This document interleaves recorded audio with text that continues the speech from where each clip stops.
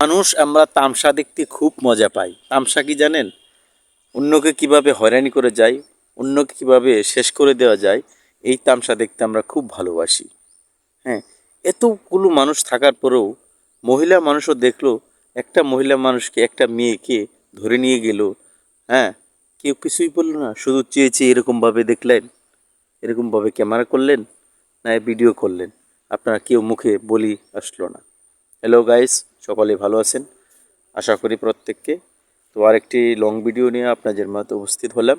তাই বুঝতে পারছেন ভিডিও ট্রফিকে প্রথমে যে কথাগুলো বলতে চাচ্ছি সেটা হচ্ছে গত দু একদিন আগে যে ঘটনাটা ঘটেছে শরীয়তপুরের একটি শিক্ষার্থীদের সাথে মহিলা একটি মেয়ের সাথে যে ঘটনা ঘটছে। মেয়ে একটি শিক্ষার্থী, তার বাবা নাই, তাকে নিয়ে জোরপূর্বকভাবে অনেকগুলো মানুষে গণধর্ষণ করেছে।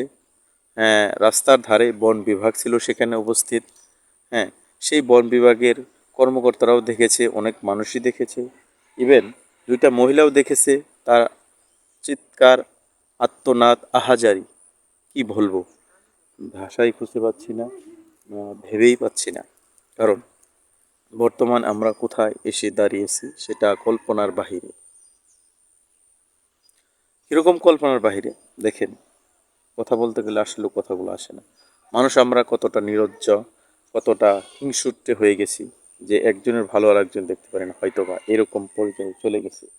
এরকম না হলে ওই যে মেয়েটাকে ধর্ষণ করা হলো, অনেকজন মানুষ নিয়ে গেল, অনেকেই দেখেছে, ইভেন কেউ ফেরাতে যায়নি, তাকে আটকাতে চেষ্টা করেনি, তার চিৎকার তাদের কানে যায় নাই, তাকে টানি হিস্ট্রি নিয়ে তাদের চোখে পড়েনি।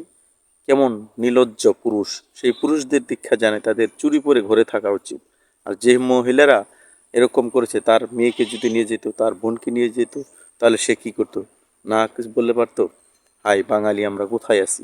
আমাদের প্রশাসন আইন কোথায় আছে?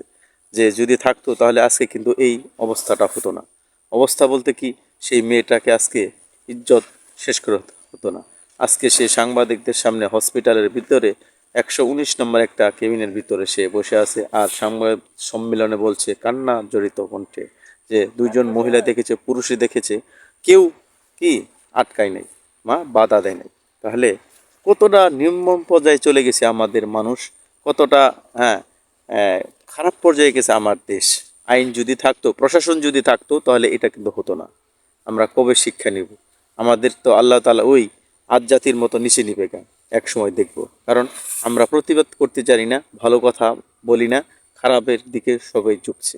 আর যদি এই ধর্ষণের বিচার বাংলাদেশে থাকতো, তবে কেউ এরকম কাজ করার চেষ্টা করতো না। তবে আত্মনাতি বলে দেয় এক সময় বিচার আসছে, হ্যাঁ, পানির নিচে ডুবাই দিবে, অচিরেই দেখতে পারবেন। কাজেই সবাই যে মুখ বুজে আছেন আইন প্রশাসন পুলিশ থেকে, কেউ কিন্তু আর তখন থাকতে পারবে না, সবাই নিচে চলে যাবেন। আল্লাহ তাআলা অচিরেই এটা দিবে ইনশাল্লাহ, আশা করি। কারণ আমরা যে অবস্থায় হিংস্র, পশু এরকম করে না। যে অবস্থায় মেয়েটাকে গণধর্ষণ করা হলো, কেউ প্রতিবাদ করলো না। হায় হায়, তার মেয়ের বাবাও নাই, সে বড়ই অসহায় এতিম, তাকে এই কাজটা করা হলো। শরীয়তপুর আইন প্রশাসনকে বলবো, সরকারকে বলবো আবারও, এর দৃষ্টান্তমূলক শাস্তি যেন হয়, বাংলার জমিনে মানুষ দেখে যেন যায়। অবশ্যই সকলে ভিডিওটা ভালো লাগলে অন্যের কাছে পৌঁছে দেবেন। ভালো থাকবেন, সুস্থ থাকবেন। আসসালামু আলাইকুম।